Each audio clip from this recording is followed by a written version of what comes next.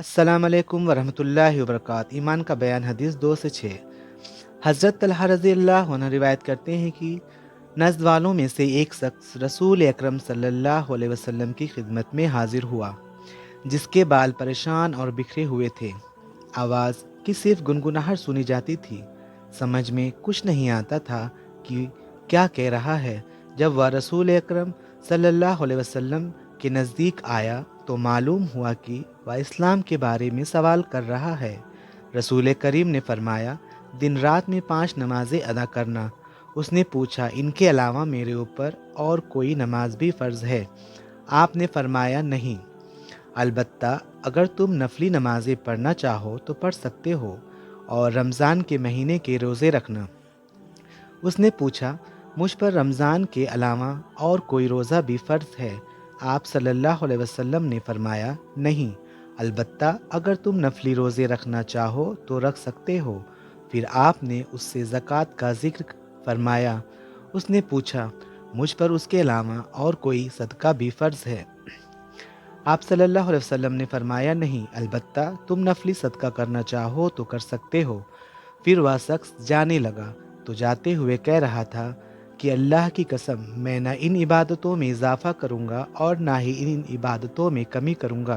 तो रसूल करीम सल्लल्लाहु अलैहि वसल्लम ने फरमाया, अगर यह अपने कौल में सच्चा है तो इसने कामयाबी हासिल कर ली।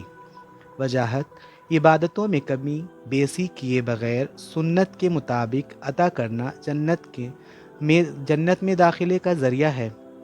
हज़रत अबू अय्यूब अंसारी रज़ियल्लाहु अन्हु रिवायत करते हैं कि एक शख्स रसूल अकरम सल्लल्लाहु अलैहि वसल्लम की खिदमत में हाजिर होकर अर्ज़ करने लगा कि मुझे कोई ऐसा अमल बताएं जो मुझे जन्नत के करीब और जहन्नम से दूर कर दे।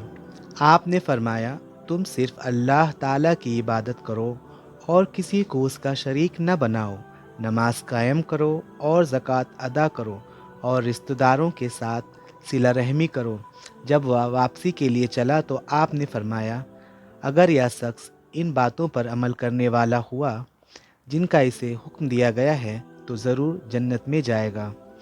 वजाहत, अगर हम भी ऊपर ज़िक्र किए हुए काम करें तो जन्नत हमारा भी ठिकाना बनेगी, इंशा अल्लाह ताला। हदीस 4।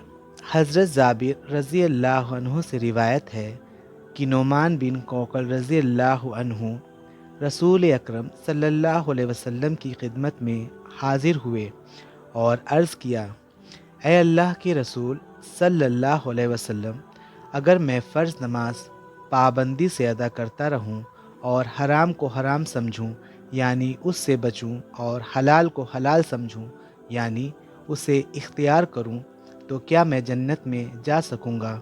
आपने फरमाया, जी हाँ, ज़रूर। यह अमल करने से जन्नत तुम्हारा मुकद्दर बनेगी। माशाअल्लाह।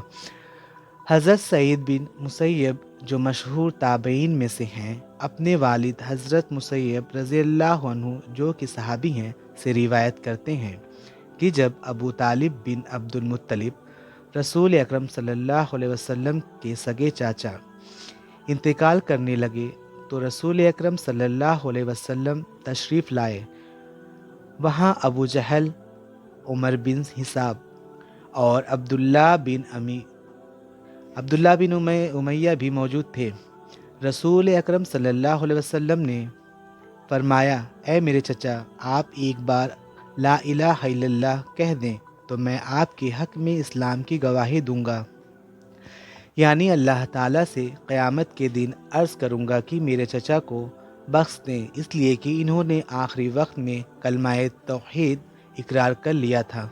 अबू जहल और अब्दुल्ला बिन अबी उमैया कहने लगे, अबू तालिब, अब्दुल मुत्तलिब का दीन छोड़ रहे हो।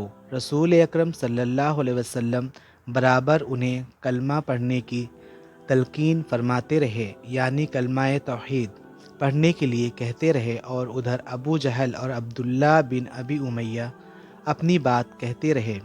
अबू तालिब ने आखिरी बात जो कही वह यह थी, मैं अब्दुल मुत्तलिब के दीन पर हूँ, यानी ला इलाहा इल्लल्लाह कहने से इनकार कर दिया।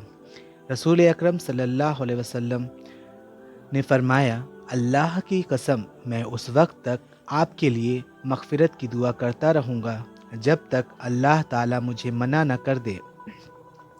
تب اللہ تعالیٰ نے یہ آیت مبارکہ نازل فرمائی۔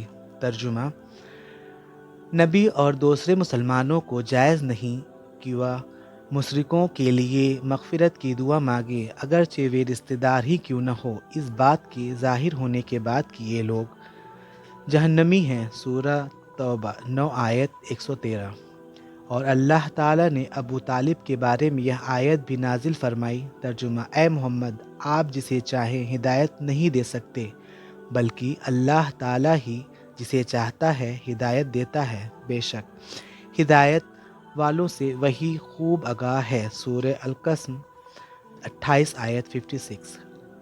حدیث سے حضرت عثمان رضی اللہ عنہ سے روایت ہے کہ رسول اکرم صلی اللہ علیہ وسلم نے فرمایا، جو شخص اس حالت میں مر جائے کہ اسے اس بات کا یقین ہو کہ اللہ جل شانہ کے علاوہ کوئی بھی عبادت کے لائق نہیں، تو وہ جنت میں جائے گا۔ ویڈیو پسند آئے تو سبسکرائب اور چینل کو لائک ضرور کر دیں۔